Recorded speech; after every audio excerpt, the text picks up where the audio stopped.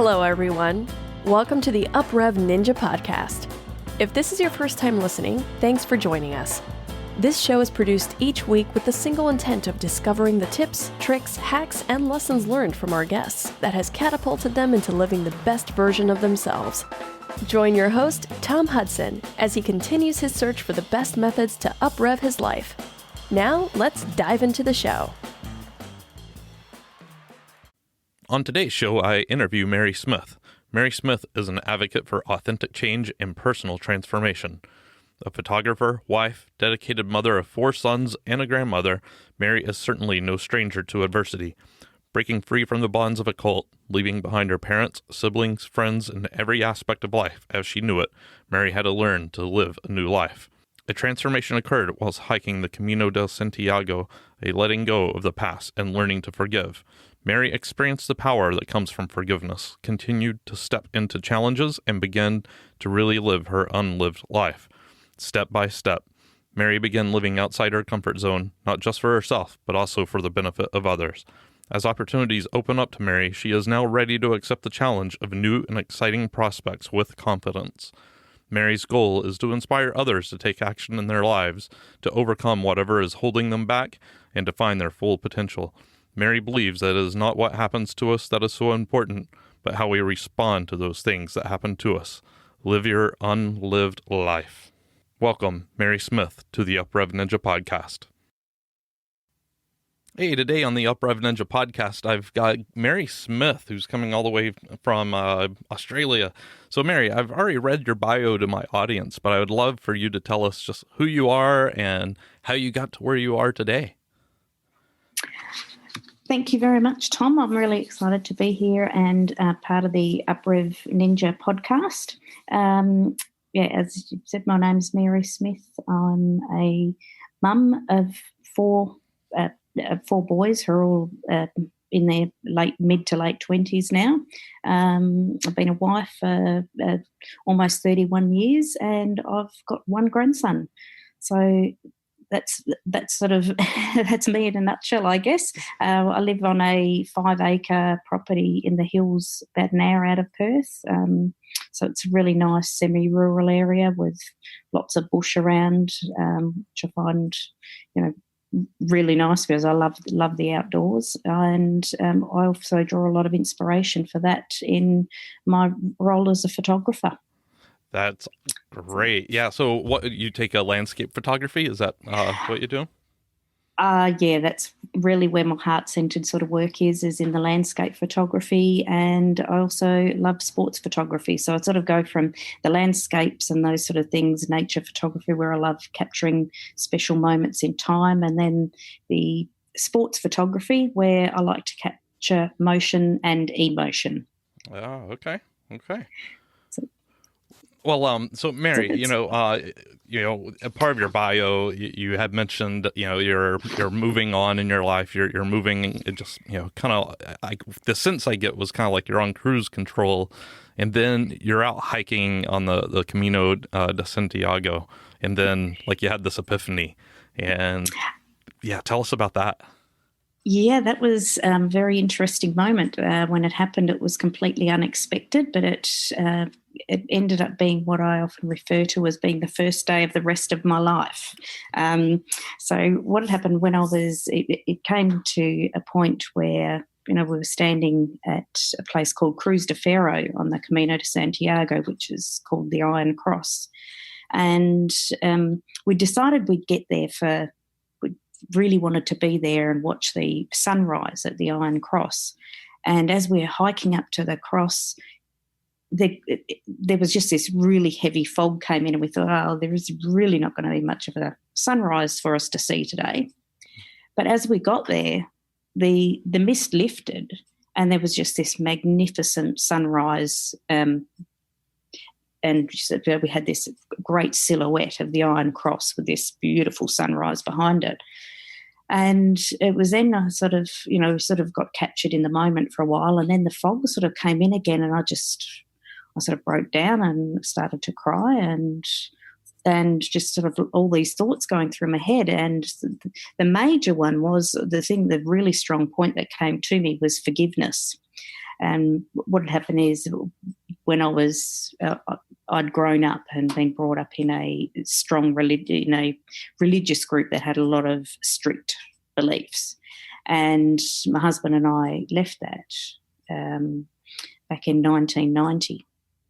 And as part of leaving there, some of the elders of the church had come to our house and they wanted to take myself and the children and keep us in the religion. And I'd felt the process that happened at that point in time, it was actually quite scary. I was a 21-year-old mum, and I had 3 children. I had a 2-year-old, a 1-year-old, and a 6-month-old baby. And at that point in time, I'd always been brought up to, as a female, we'd always been brought up to respect men in particular, and sort of there was a submissive role there as far as women were definitely submissive to the males, and also respect. These were elders of the church, and we'd made the decision that we were going to leave there, and my husband had gone off to work, and I got a phone call from them saying, we want to come and speak to you. And I was really uneasy about it. I said, look, I don't want to talk to you without my husband being present. And they sort of really pushed the issue that they wanted to come and speak to me, and I didn't want that to happen without my husband being there, because I knew that in the past I knew of other situations where when in a husband's absence they had taken a wife and children away. So I really didn't want to see them, but I just had that feeling that when I got off the phone and said, no, I don't want you here, that they were going to come to the house anyway. And I was right. My gut instinct was right. So fortunately, as soon as I'd got off the phone, I'd gone around and I'd locked all the doors and closed all the blinds. And, yeah, sure enough, there was a knock on the door. And so I just grabbed these 3 young children, as I said, a 2-year-old, a 1-year-old, and, a small baby as well, and just went to one of the back bedrooms, and I just said to the children, I said, shh, we're going to play hide and seek. And still to this day don't know how I managed to keep 3 children so quiet for that period of time.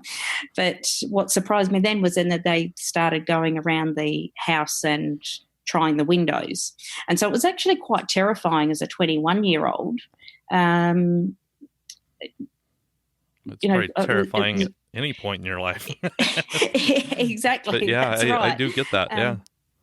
And so for all these years, I'd sort of, I'd gone through all these years up to when I went on to the Camino in 2012. And I'd thought, if somebody had asked me, I would have said, yeah, I've dealt with that, I'm fine. But I look back now, and there were always these times where I'd get a little bit angry and sort of not really know why, and sort of I just couldn't really explain the feeling. But yeah, when I got to the Iron Cross there that day, it was the feeling, really strong feeling of forgiveness came through, and these elders that I hadn't thought of for years, that was what came through, and it was just like, wow. And the amazing thing was that once I'd actually forgiven them for that, it was a lightness, a clarity that I don't think I'd ever experienced in my life before, because it wasn't just what I'd gone through with the sort of scary experience that I had just spoken about, but also the fact that my family, I'd lost my family and that sort of stuff. They were all still in the religion, and so I wasn't able to speak to them or anything like that. And so there was a lot of unresolved feelings there, and that I hadn't realised were there until that particular moment, and it just came through like that. And I was with my friend, and I said to her later, I said it was like, as that mist lifted the second time, it was like God just took all that stuff away and was saying to me, well, I've been here all this time ready to take it for you, but you didn't want to let it go. Right. So, yeah. Yeah, I've got a very good friend, and I can assume what religion this is, but very good friend, very same thing happened to him when he left.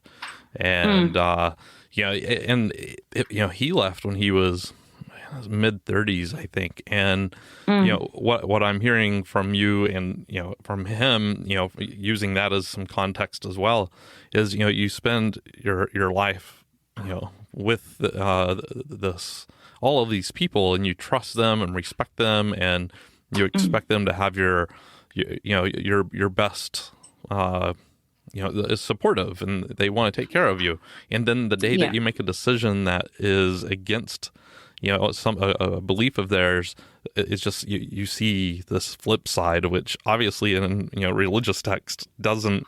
You're supposed to be good to thy neighbor, and they're trying to get into your home, and that's frightening.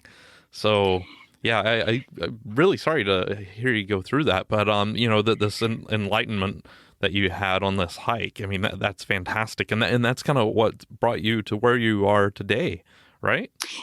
It has. It's definitely made a big difference in my life, and it was only in the last couple of years that I heard a mentor of mine, and he actually used, he compared unforgiveness as a poison, and he said unforgiveness is like a poison that we harbour for somebody else, but unless we're careful, we actually end up poisoning ourselves. Right. And I thought, wow, that is really strong, because I could then look back and see, how I'd actually become a bit bitter, I guess, and a little bit angry and that sort of stuff. And I thought, yep, I was holding on to that, and I was starting to poison myself without even realising it. But all I can say is the forgiveness, forgiveness just makes such a huge difference. It doesn't mean that what has happened is okay, but by forgiving somebody, and you might not necessarily, you don't have to actually say to the person, I forgive you, because you may not be able to, you may not have that opportunity. Right. But it severs those ties from the past, so it means that you can move forward. I sort of likened it to somebody as being a bit like a ship with an anchor, and while the anchor's still down, it doesn't matter what you're trying to do, the ship can't move forward as smoothly as it would. Right. So, now that you've you're at the stage in your life, Mary, what are you doing now? I know, I love one of the items he had sent to me. It's like, live your unlived life. What does that mean to you now? That's, coming from the background I'd come from, and sort of, the dreams and that I'd had as a child, and sort of tertiary education not being an option, and really not knowing where particularly once we'd left, where I fitted into everything, living an unlived life. There was just so many things that I hadn't experienced, and it was a friend of my husband's actually that wrote that quote. Most of us have two lives, the life we live and the unlived life within us, and between the two stands resistance. And, I stopped and thought, I have got so much of my life, so many things there that are unlived. And so it was all, and I have that quote beside my desk, and it just reminds me to go out and, be open to new experiences, to look at new opportunities, and to really, I guess, just face life head on, and enjoy. I don't know if you've seen this movie or not. It's called The Brothers Bloom. When I recommend it just kind of based on what you're telling me here, but it's I won't get into the plot or anything because I might give spoilers away. It's kind of film noir, the type of style. It's probably 10 years old or so, but there's a quote in there, and I looked it up just right before the show because I'm really bad about getting quotes wrong. So this time I looked it up. But it's there is no such thing as an unwritten life, only a badly written one. And I kind of took that, from the movie, like some people just kind of go on cruise control and then they look back at their life and they get upset or sad or angry because, fear held them back, or shame or embarrassment or something. And, and that's your personal choice. And some people don't even know they're making that choice. And, what's awesome about your story is, you did this at 21. You made this choice, and it catapulted you to where you are today. And by no means am I saying you have to leave your religion to have this awakening experience. By no means. But, no. That's something that you've got. And so what are you doing specifically today now that you've had this transformation? I'm doing my photography. I really enjoy the sports photography, and the other thing I really want to do is help people, particularly people who may have been in a similar, like a repressed sort of lifestyle. And that doesn't necessarily, it may be a religion, it may be a relationship or anything that's held them back. If I can inspire them to actually go out and to live their unlived life, that's what I'd really like to do, because, I'm sure there are so many other people out there that have come from, parts of their life have been repressed. And it was on the Camino that I actually met a lady. It was towards the end of the Camino, lovely lady from Pennsylvania. And she said to me, "You really need to tell your story." And I sort of looked at her and I went, "Why would people want to hear about my story?" And she just looked at me and quietly she said, "You won't know how many people you can help until you start telling your story." And so I thought about that for a while, and every time I tried to push it away and thinking, no, I could hear Camille saying to me, "You need to tell your story. You don't know how many people you can help." And so that was when I made the decision to do my chapter in the book that's to be released shortly. And also I thought, well, I probably should talk about it too, but I really wasn't that good at talking to people. And, I don't mean just like a room full of people and publicly speaking, but it was like I really didn't like even talking in small groups. So I did a breakthrough session on public speaking, and from that I got a lot of confidence. And that really, really helped me to learn how to face different fears and overcome limiting beliefs, and to actually, I guess that's when I've really learned that I could live that unlived life. Are you still in touch with this lady from Pennsylvania? I am, yes. That's great. So here in a few weeks when this episode goes live, you'll have to send it to her, because you said, have you talked about this publicly, your story? I have on a couple of occasions, usually in small groups of 80, 50 sort of people. But I think it's something that, if I can go out there and help people to realise that, whatever's holding them back, they can be what they want to be. Yeah, and I'm sorry, Mary, and that's exactly why I created this podcast, because me personally, I've learned so much through other people's stories and their journeys. So I was like, if I learn this way, then there's got to be other people in the world that learn that way, and I want to get those messages and share them with the world. So. Exactly, and I'd have to say that I've really enjoyed listening to the UpRev Ninja podcast. So great. I have a regular commute of about 30 minutes, and it's great because I always listen to podcasts rather than just flicking on the radio in the car. I'll always listen to a podcast, and so the UpRev Ninja ones have been added to my list in the last few weeks, and it's just really inspiring to, you go and start your day, leave home first thing in the morning, and during your commute you listen to a podcast, and it's really, really uplifting. It is. And I think it sets, particularly listening to something, that's going to inspire you, and it just sets the tone for the day. Yeah, I agree. And, what I think what is interesting is, to me, what's interesting is hearing what people do differently. Their process of overcoming their, whatever it is, shame, fear, anger, because everyone's process is a little different. Some people are very, introspective, and they work on it alone, and that's how they overcome. Then others, like you did, your fear of public speaking, you took a class or a course around it. So you sought that outside assistance, and and now this is the action, right? So you had these many steps, and this is where you are today. So that's great.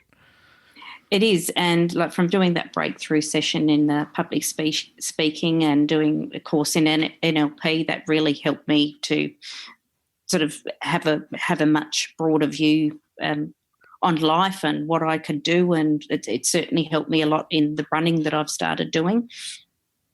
But yeah, I think it's important. I found what was really, really helpful for me was when I did a breakthrough, when I really made a conscious change about something, was to journal it, so that every time that I noticed something that I was doing something differently from the way I used to do it, I would take a note of it. So I refer to it as the old me and the new me. Right. So whenever the new me did something different, it was great to journal it. And I believe once you make a change, it's all about going forward. But if I did look back, it was to look at how far I'd come and the differences that I'd achieved and the changes I'd made in my life. Yeah. So I think it sort of held me accountable too. It was like, well, you used to do this, now you do this. Yeah. And so where can we go from that? Yeah, no, and it's great. I mean, that's that's why I named the show UpRev. It's up revisioning, always trying to get the next version of yourself. Because, sadly, we'll never be the best person we can be, because there's always something that we can improve, which, and to me, that's exhilarating, and it's interesting because, every day, not every day, that would be an over exaggeration, but often I find new blind spots that I wasn't even aware of. I assume you kind of find yourself in the same situation at times. I do, definitely, and sort of. It's funny how things will come into your life, and just in the last March last year, I started getting back into running. It was something I hadn't done for a long time, because I found once I made the other changes in my life, sort of, I guess you could call the spiritual and the internal changes, it was much easier to start making the external changes. And I ended up losing about 20 kilos in weight and got back into running. But I've really enjoyed the running, and I love that time when I can go out, and that's when I do a lot of my thinking, and I guess I clear my head, particularly after a busy day. I started doing some trail running, and I was just really struggling with, sometimes you get those slippery bits of rock and you slip on them a bit and that sort of stuff. And I was doing a group trail run one morning, and one of the guys there who helps a lot of people with their running technique, he says to me, he said, lift your head up. He said, if you look down, you'll go down. He said, and keep your focus, 3 to 4 steps ahead of you, because what's underfoot, your mind is already taken care of. Right. I've heard this before. But I sort of, and then as I was running and putting all those things into place, it was making such a difference. And then later in the day, it occurred to me, I thought, that really applies to life too. Where we are focused is where we're going. Right.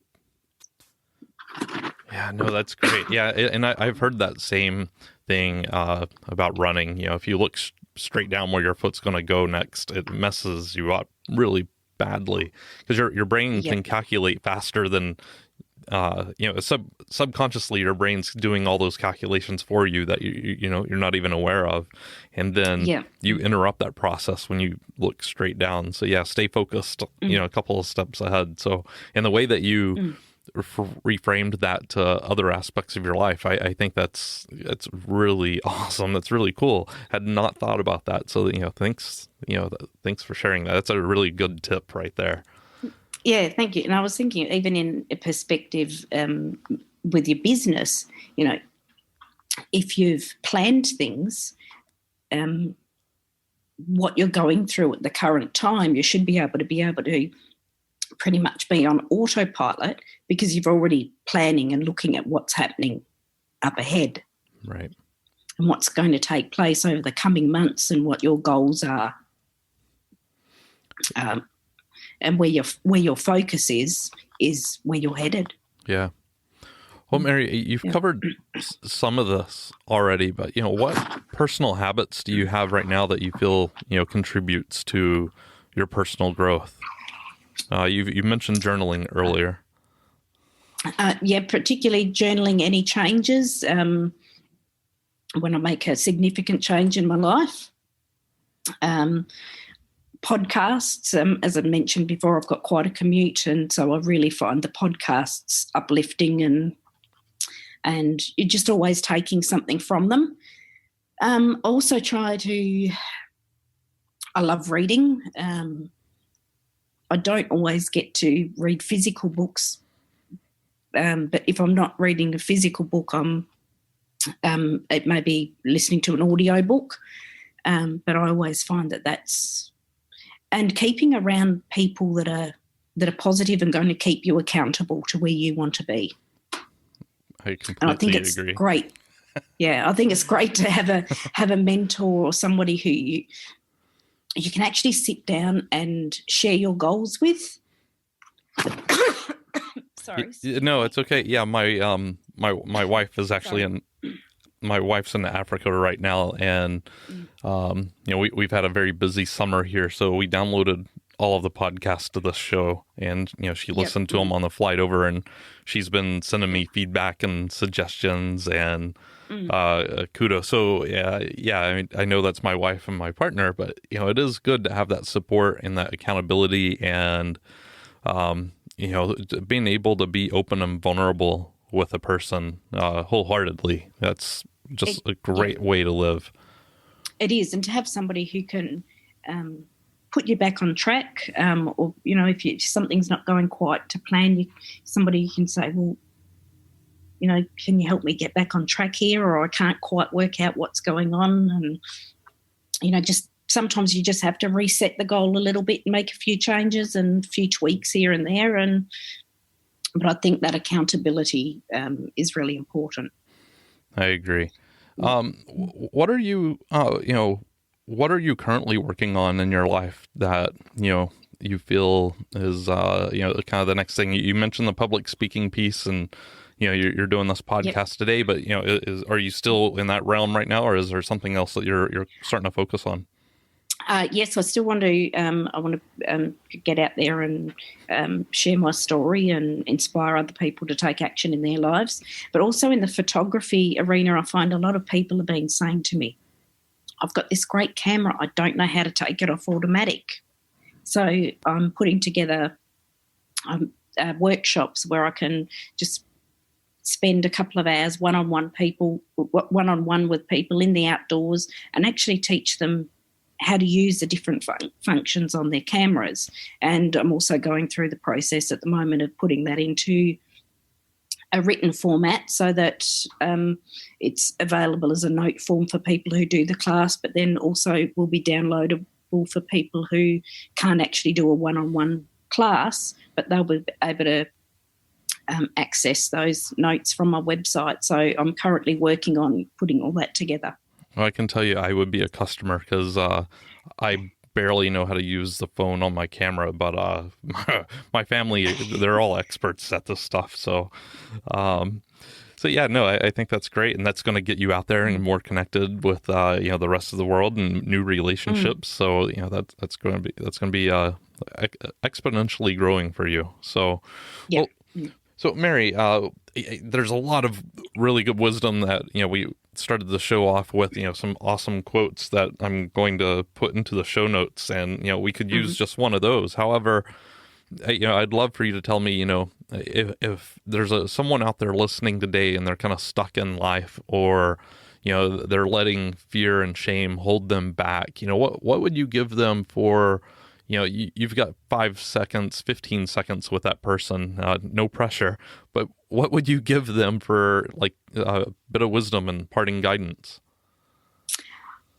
I'd probably tell them just take a few minutes and just sit down, pen and paper, and if there's nothing holding you back, what do you want to do? What are the things you see yourself doing? Where would you like to be? What job would you like to be doing? Just think of what you could do if there was absolutely nothing in your way. And once you've worked out what that is, then start working towards it. And there are a couple of questions that they could ask themselves, because for myself, I went through the process of I actually wasn't sure what I did want to do. So there's a few things you can ask yourself. What are you good at? And there might be more than one answer for those things. So write them all down. What are your experiences or your hobbies? What do you like to learn about? And what are you always craving more knowledge about? And is there something that other people are always coming to you for advice on? And I found that was a trigger for me that made me work out where I wanted to head with my life. That particular question of what other people came to me for advice on, that was the one that actually made everything, all the other questions pop into place for me. And I thought, okay, and I could actually see then how it had been leading up to it. And I thought, oh, wow, and I haven't seen that before. So, right. If it's just take that time. And sometimes it's a matter of, we can get so busy in our days and in our lives that we don't actually take the time for those few quiet minutes to just actually take stock and say, well, hang on, who am I and what do I want to do? But I find those quiet times are really important. Yeah, I agree. I've got a pretty good meditation practice that, and I journal a lot myself. I am not a runner. I repeat, I am not a runner. So, I'm into fitness, but if you tell me I'm running today, I might play like I'm sick. So, I've never enjoyed it. Well, so I know earlier on you mentioned you've got you're in a book that's coming out here soon about, I think you said the title was Resilience. Can you tell us a little bit more about that? Yeah, it's a co-authored book. So I feature in the book along with some other inspirational authors. And the title, as you said, is Resilience, Building a Powerful Mindset. And so I go through my story and some of the things I've dealt with and some of the things that, some of the things we've spoken about on this podcast will be in that book, but also other things and ways of things that I've used to help me move forward. And there's a bunch of other inspirational authors in there who have some amazing stories to tell. So that book, when it's released mid to late August this year, will be, I think, I know it'll be a really great read and will help a lot of people. Great. I will definitely put that in the show notes as well, and a link to the book. Well, Mary, I really appreciate your time today. I felt like we covered a lot of ground and a lot of really good content in this. Is there anything that we didn't touch on, didn't go over that you would like to bring up and share? I think we have covered a lot in a very short time, and I think one of the main things I could sort of say to people is just be authentic to who you are. Be authentic. Go with what you know is in your heart. And another thing I've found is it's really, really important to be thankful or practice gratitude, because there's so many things that we've got to be thankful for. And even if we're sort of going through a bit of a tough time and those sort of things, just take those few moments every now and then just to be grateful and look around you and think, well, wow, and look at even just the little simple things that sometimes you overlook and take for granted. But it's really important to practice that gratitude, and forgiveness. I think is we've covered that is important, and to believe in yourself.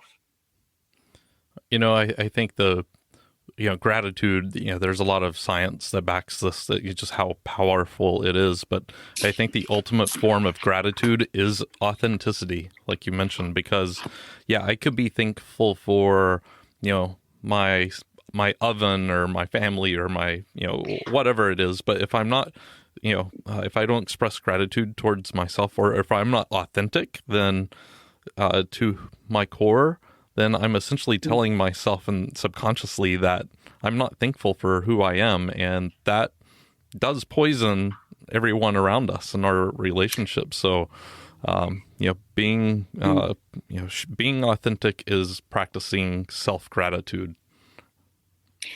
Definitely. And I think if we're not being authentic, it's very difficult, if not almost impossible, to be a better version of ourselves if we're not being authentic. You stole the words out of my mouth, Mary. Thank you. Okay. Well, thank you very much for coming on the show today. I really enjoyed speaking with you. And again, thank you for your time and for sharing your journey and story with us. Thank you very much, Tom. And I've really enjoyed speaking to you and being part of the UpRev Ninja podcast. It was a fun interview with Mary. There's the fact that, we started the conversation out about her at the age of 21, leaving this religion, and she called it a cult, and how, they came to her house and were actually checking the windows. I can't imagine how terrifying that would be, at 21 years old, and having, 3 young ones, basically 2 are babies at that point. What was going through her mind? But, that took her from then to where she's at now, where she's, stepped out of the shell of a person that she was, and she's trying to help people through her story. And her story is not about the religion piece. That's just, that's a component of it. And when she went on this hike and she saw this cross, it was all misty, and all of a sudden the sun came out, she experienced this overwhelmingly just this sense of forgiveness, and she's been able to utilize that to transform herself to who she is today. And she's stepping out. She had a fear of public speaking, so she went and took a course. She has spoken in front of people now. She's got on this podcast. She's starting a course on how to use your fancy camera, and she talks about journaling. She talked about the trail running and things like that. So she's got a lot of really good practices in this episode, and furthermore, just there's some really good quotes in here. So you're going to find all this and more in the show notes. Thanks for listening to the UpRev Ninja podcast with your host, Tom Hudson.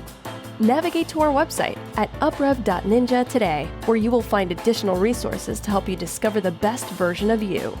While you're there, join our newsletter and join the discussion on your favorite social media platforms. We've got some awesome guests lined up to share with us how they are becoming the best versions of themselves. Again, thank you for listening. Now it's time to go out and uprev your life.